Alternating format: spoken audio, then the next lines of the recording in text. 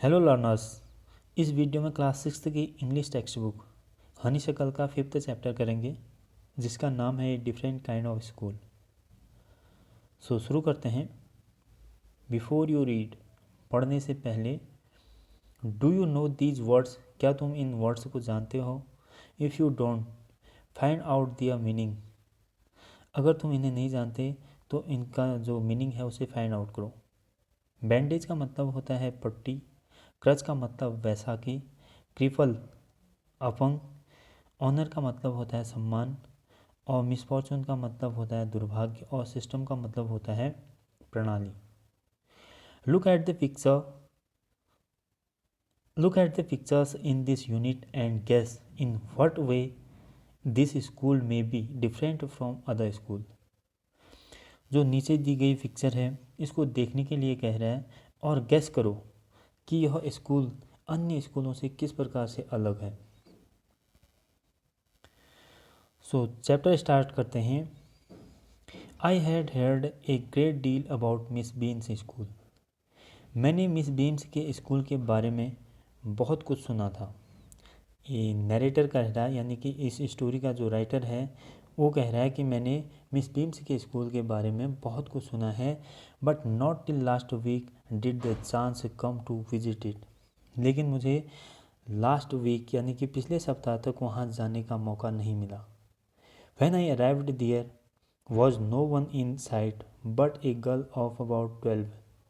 जब मैं वहाँ गया तो वहाँ मेरे को कोई भी नहीं दिखा, लेकिन 12 साल की एक लड़की को उसने देखा।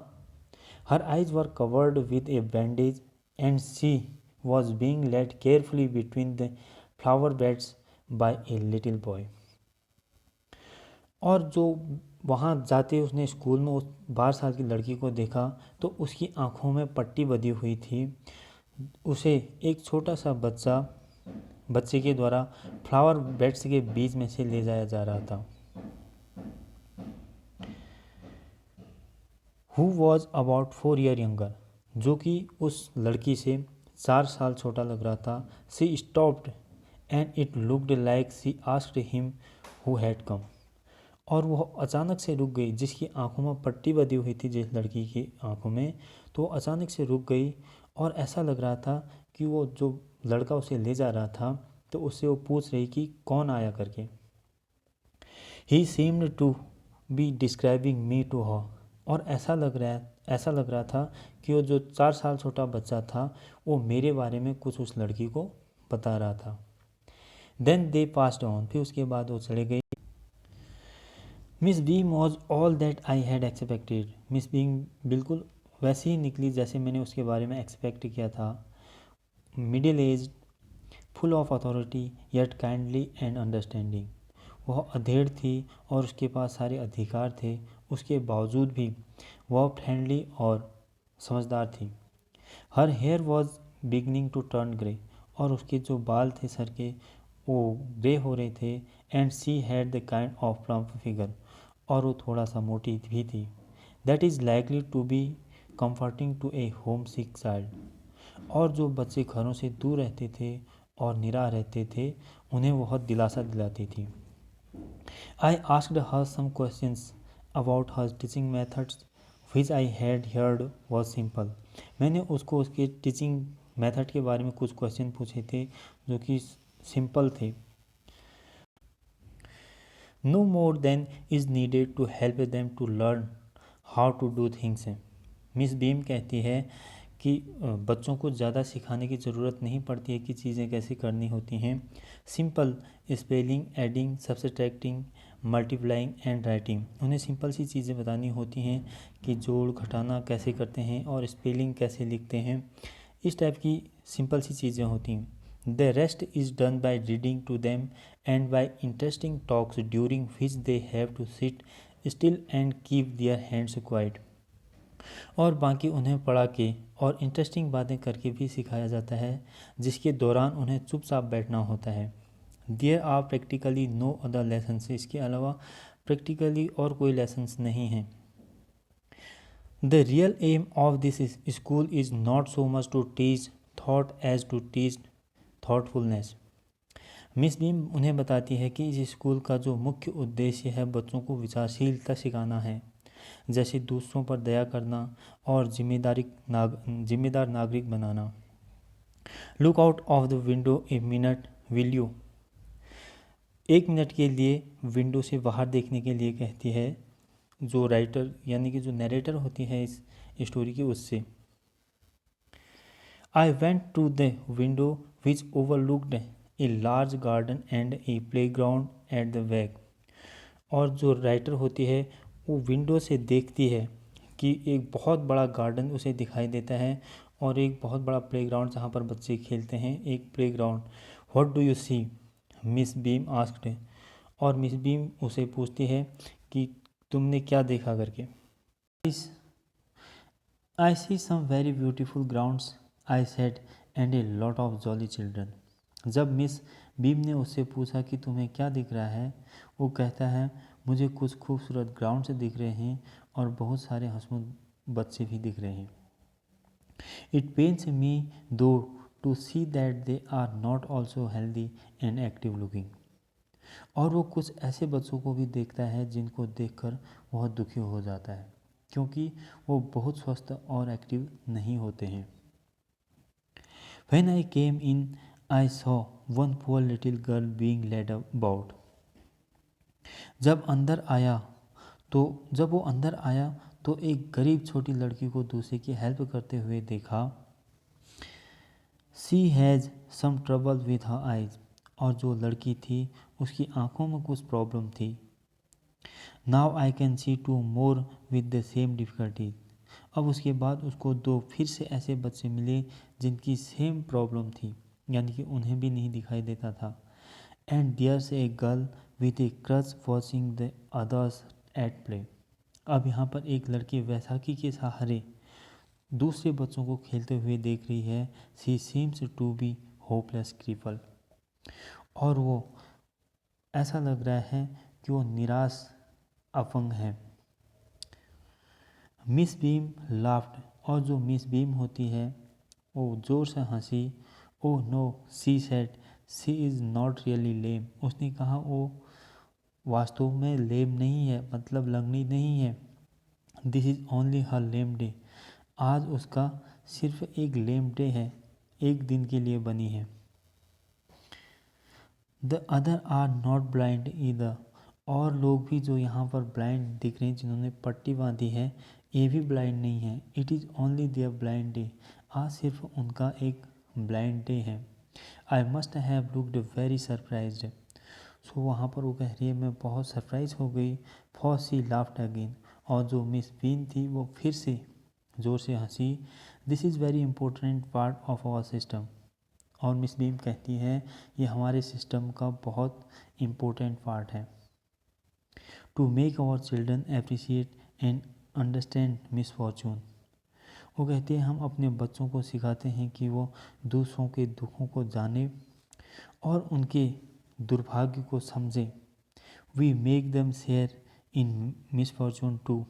और हम अपने बच्चों को यहाँ दूसरों के दुखों को आपस में शेयर करना सिखाते हैं। Each term every child has one blind day. और जो हर बच्चे के लिए एक ब्लाइंड डे आता है, वन लेम डे यानी कि एक दिन वो लंगड़े होते हैं, वन डेफ डे और एक दिन होता है बहरा दिन होता है, वन इंजर्ड डे और एक दिन घायल दिवस होता है, एंड वन डम डे और एक दिन गूंगा दिन होता है।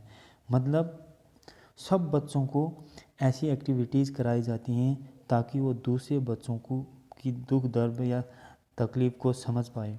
During the blind day their eyes are bandaged absolutely and they are on their honour not to peep. जब वो ब्लाइंड डे यानी कि जिस दिन ब्लाइंड डे होता है उनका, जिस दिन उनकी आँखों में पट्टी बांध दी जाती है, उस दिन वो बिल्कुल एक झलक भी बाहर नहीं देख सकते उनके सम्मान में। द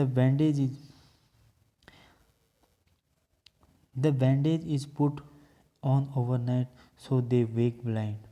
और जो उनकी पट्टी होती है वो पूरी रात वो पहने रहते हैं ताकि उनको उनके जो ब्लाइंड होते हैं उनको समझ पाए ठीक से। This means they need help with everything. इसका मतलब ये है कि उन्हें हर चीज़ के लिए मदद चाहिए होती है। Other children are given the duty of helping them and leading them about. यानी कि जो और बच्चे होते हैं वो उनको हेल्प करते हैं जिनकी आंखों में पट्टी बंधी होती है। They all learn so much this way, both the blind and the helpers. इस तरीके से दोनों, जो ब्लाइंड होते हैं जिनकी आंखों में पट्टी बंधी होती है वो, और जो उनकी मदद करने वाले होते हैं वो, इस तरीके से बहुत कुछ सीख पाते हैं। This is no mystery about it, Miss Beam continued. जो मिस बीम होती है वो जारी रखते हुए कहती है, इसमें कोई दुख की बात नहीं है। Every one is very kind and it is really something of A game. उसके बाद वो कहती है, सभी बहुत अच्छे हैं, दयालु हैं, यह एक प्रकार का एक गेम है। Before the day is over though even the most thoughtless child realize what misfortune is. दिन के अंत तक बल्कि वो बच्चे भी जो केयरलेस टाइप के होते हैं वो भी रियलाइज़ कर पाते हैं कि मिसफॉर्चून यानी कि दुर्भाग्य क्या होता है। The blind day is of course really the worst, but some of the children tell me that the dumb day is the most difficult. अब जो मिस बीम होती है वो कहती है, बेशक जो ब्लाइंड डे होता है जिस दिन बच्चों की आंखों में पट्टी बंधी होती है वो वर्स्ट होता है, यानी कि बुरा तो होता ही है, लेकिन कुछ बच्चों ने उसे बताया कि डम डे उनको सबसे ज़्यादा डिफ़िकल्ट लगता है क्योंकि उस दिन उनको पूरे दिन भर गूंगा बनकर रहना पड़ता है। We can not bandage the children's mouths so they really have to exercise their will power. अब जो मिस बीम होती है वो कहती है, हम बच्चों के आँखों में पट्टियाँ तो बांध सकते हैं लेकिन उनके जो मुंह हैं उनमें पट्टियाँ नहीं बांध सकते हैं। उन्हें अपनी विल पावर यानी कि इच्छा शक्ति की एक्सरसाइज करनी ही पड़ती है। Come into the garden and see for yourself how the children feel about it. फिर उसके बाद वो इस स्टोरी का जो नरेटर होता है उसको गार्डन में ले जाती है, उसे कहती है तुम खुद ही देख लो कि बच्चे कैसे फील करते हैं इसके बारे में। Miss Beam led me to one of the bandaged girls. अब जो नरेटर होता है वो कहता है कि मिस बीम उसको एक बैंडेज्ड गर्ल यानी कि जिसकी आंखों में पट्टी बंधी होती है जिस लड़की के, तो उसके पास ले गई। Here's gentleman come to talk to you said Miss Beam and left us. अब जो वहाँ पर लड़की होती है जिसके पास वो नरेटर को छोड़ गई उससे कहती है कि ये जेंटलमैन हैं, ये तुमसे कुछ बात करना चाहते हैं, और मिस बीम वहाँ से चले गई, उन दोनों को वहाँ छोड़ गई जिसकी आंखों में पट्टी बंधी होती है वो लड़की और जो नरेटर होता है। Don't you ever peep I asked the girl. जिसकी आंखों में पट्टी बंधी होती है उससे जो नरेटर होता है उसने पूछा कि कभी आपको इस पट्टी से बाहर झांकने का मन नहीं करता। Oh no she exclaimed that would be cheating. और जो बच्ची होती है जिसकी आंखों में पट्टी है वो कहती है ये तो धोखा होगा, और but I had no idea it was so awful to be blind. अब जो लड़की होती है वो कहती है मुझे इसके बारे में इतना पता नहीं था कि ये ब्लाइंड बनना यानी कि अंधा बनना इतना भयानक होता है। You can't see a thing you feel you are going to be hit by something every moment. और लड़की कहती है कि तुम्हें कुछ नहीं दिखाई देता है, आप हर वक्त तुम्हें ये लगता है कि कहीं आप टकरा न जाओ। It's such a relief just to sit down. इससे अच्छा है कि अगर जब आंखों में पट्टी बंधी हो तो कहीं पर चुपचाप बैठ जाओ। Are you helpers kind of are your helpers kind to you I asked. जो नरेटर होता है वो उससे पूछता है क्या जो तुम्हारी हेल्प करने वाले होते हैं वो तुम्हारे प्रति काइंड हैं। Fairly but they are not as careful as I shall be when it is my turn.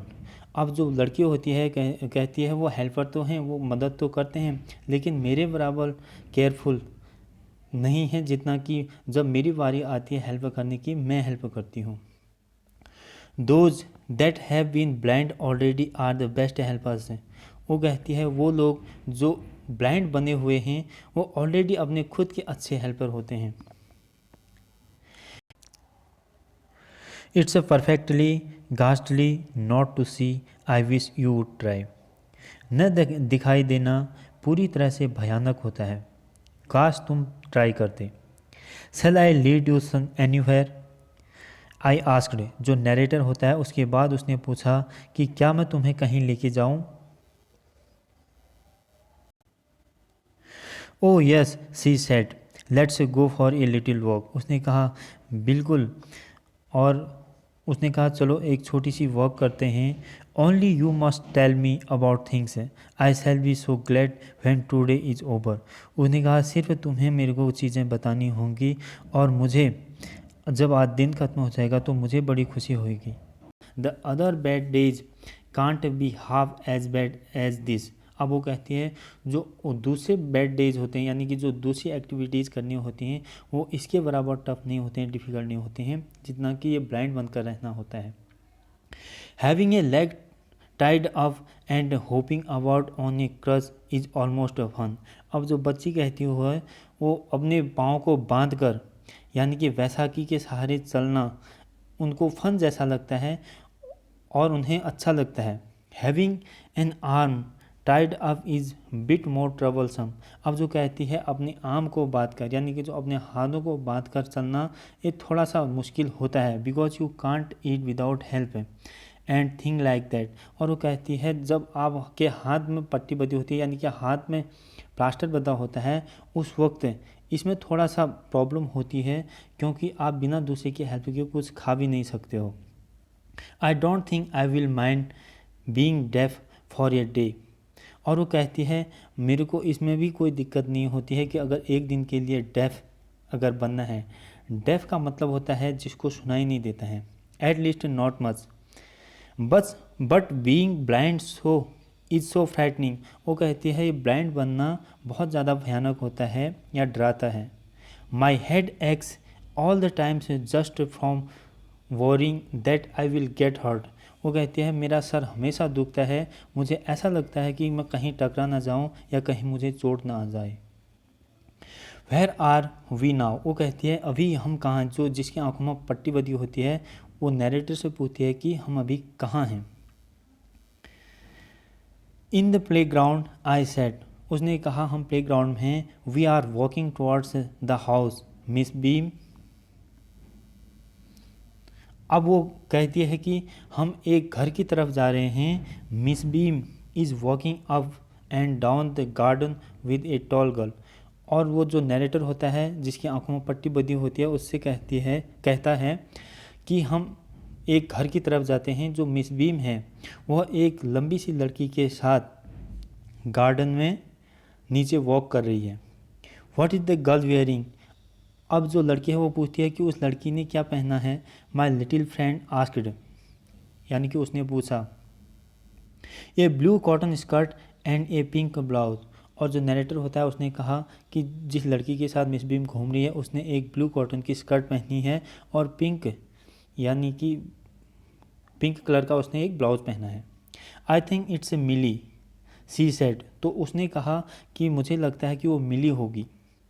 What colour is her hair. अब वो कहते हैं उसके जो बालों का कलर है वो कैसा है। वो कहते हैं वेरी लाइट, आई सेड। उसने कहा ये बहुत हल्के हैं। Yes that's Millie. उसने कहा बिल्कुल ये मिली है। She is the head girl, और वह यहाँ की हेड गर्ल है। There's an old man tying up roses, I said. उसने कहा कि यहाँ एक ओल्ड मैन यानी कि एक बूढ़े आदमी हैं जो कि रोजेज को बांध रहे हैं।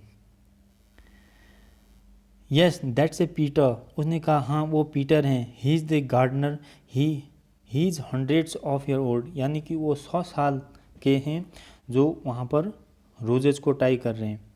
And here comes a girl with curly red hairs. उसने कहा एक लड़की यहाँ आ रही है जिसके जो बाल हैं वो कर्ली हैं, यानी कि घुंघराले टाइप के हैं। सी इज़ ऑन क्रचेज। और उसने कहा वो वैसाखी में है। That's Anita, she said. उसने कहा जिसने आंखों में पट्टी बंधी होती है उसने कहा वो अनीता है। And so we walked on. उसके बाद हम चले गए। Gradually I discovered that I was 10 times more thoughtful than I ever thought I could be. अब उसके बाद वो कहता है मुझे पता चला कि मैं जितना सोच सकता था उससे 10 गुना ज़्यादा विचारशील हूँ। I also realized that if I had to describe people and things to someone else, it made them more interesting to me. और मुझे यह भी एहसास हुआ कि अगर मुझे लोगों और चीज़ों का वर्णन किसी और को करना है तो इसने मेरे लिए उन्हें और भी दिलचस्प बना दिया. When I finally had to leave, I told Miss Beam that I was very sorry to go. तो जब उसको अंत में जाना था तो उसने मिस बीम से कहा सॉरी अब उन्हें जाना पड़ेगा. She replied then there is something in my system after all. फिर उसके बाद जो मिस बीम होती है वो उसे रिप्लाई करती है कि आखिर मेरे सिस्टम में कुछ तो खास है या कुछ तो है. ये चैप्टर यहीं ख़त्म होता है. Thank you.